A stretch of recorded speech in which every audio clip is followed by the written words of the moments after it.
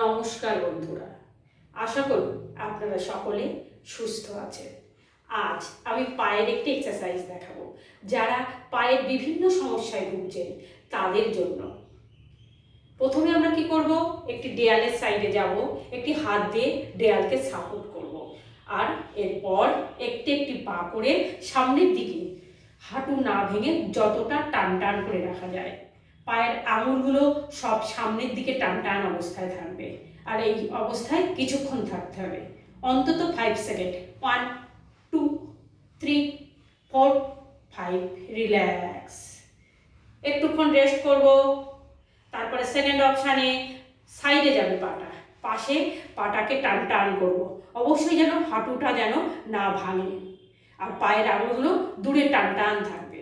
এই অবস্থায় কিছুক্ষণ রাখবো, 5 সেকেন্ড অন্তত। 1 2 3 4 5, রিল্যাক্স।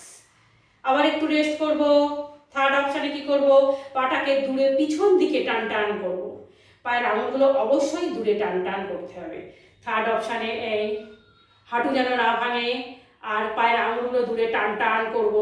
এই অবস্থায় কিছুক্ষণ থাকবো। 1 2 3 4 5, রিল্যাক্স। এইভাবে এক পায়ে 3 বার করলাম।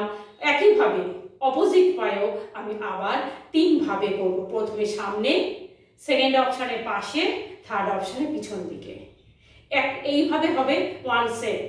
এইভাবে আমাদের সামর্থ্য অনুযায়ী যদি আমরা আমাদের পছন্দ মতো বা সুবিধা মতো 3 বার 5 বার করতে পারি, তাহলে আমাদের পায়ের পেশির দুর্বলতা কমবে। আশা করি আপনাদের এটা ভালো লাগবে। নমস্কার।